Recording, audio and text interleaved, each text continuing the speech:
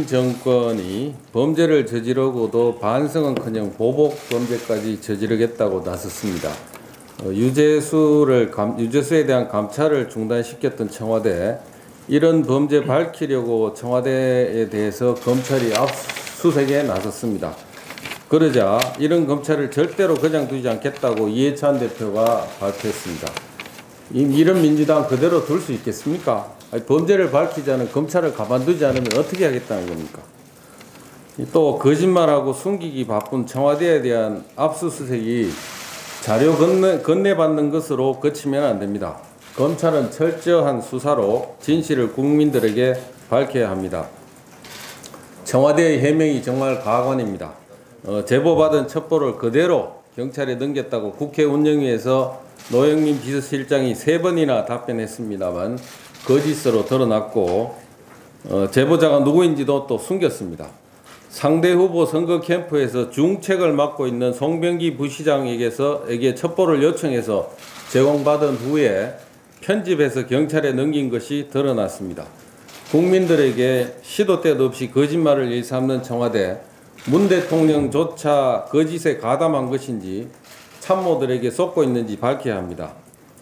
문재인 대통령이 꼭 보고 싶어 했던 송철호의 선거 당선을 위해서 청와대에서 경찰 수사라는 공권력까지 동원해 문 대통령의 꿈을 달성하고 아울러 민주당 후보의 선거 당선을 일궈낸 공권력 농단, 관권선거, 부정선거를 누가 기획했는지, 울산 외에도 관권 부정선거가 있었는지 전모를 밝혀야 합니다. 이런 차원에서 저희들이 이미 황운하 경찰청장을 고발한 적이 2차례 고발한 적이 있습니다만, 지금 그 고발한 이후에 현재까지 청와대의 조직적인 선거 개입 실체가 구체적으로 드러났기 때문에 추가 고발을 하려고 합니다. 황운하 청장 선거 공작과 관련해서는 고발 대상은 조국 민정수석, 백원우, 박형철, 이광철, 송철호 울산시장, 송병기 울산경제부시장, 이용표 서울지방경찰청장, 김병기 서울경찰청 테러대응과장, 이렇게 8명입니다. 이분들에 대해서 직권남용죄와 공직선거법 위반죄로 오늘 대검에 고발장을 제출하려고 합니다. 조국, 백원우, 박영철, 이광철 씨 등은 대통령 비서실에 근무하면서 6.13 지방선거 개입해서 집권당 소속 후보의 당선에 영향을 미친 사실이 고발 1, 2차 고발 이후에 지금 추가로 드러났기 때문에 고발하려고 합니다. 울산시장 송철호와 송병기 울산시 부시장은 송철호 선거 캠프 핵심 참모로 참여하면서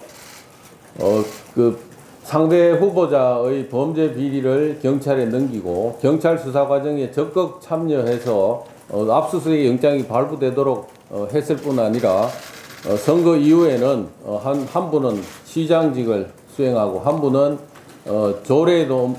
조례를 새로 만들어 자격이 없는 분을 부시장으로 영입하도록 하는 이런 대가관계까지 챙겼습니다. 그래서 이분들에 대해서도 마찬가지로 고발하려고 합니다. 또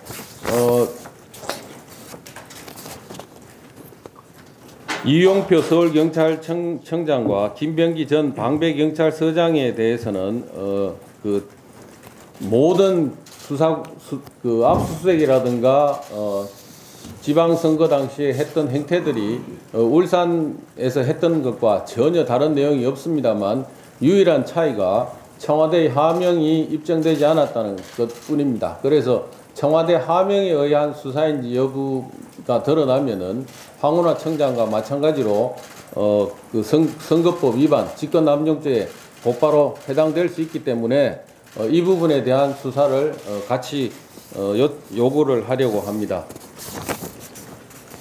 유재수 관련해서는 오거돈 부산시장과 최종구 금융위원장에 대해서 고발하려고 합니다. 오거돈 부산시장은 유재수 부시장이 검찰 수사 중이기 때문에 인사규정에 따라 징계 절차에 착수하도록 되어 있습니다만 징계 절차를 개시하지 않았습니다. 직권남용과 직무유기에 해당할 수 있다고 봅니다. 최정구 금융위원장은 백은우 민정비서관으로부터 감찰 결과를 통보받은 이후에 서로 어떻게 인사조치를 할 것인지 상의까지 하면서 석 달을 끌었다고 합니다. 마찬가지로 징계 절차에도 착수하지 않았기 때문에 직권남용과 직무유기죄에 해당한다고 판단하고 고발 조치할 예정임을 말씀드립니다. 예, 다음 어느 분.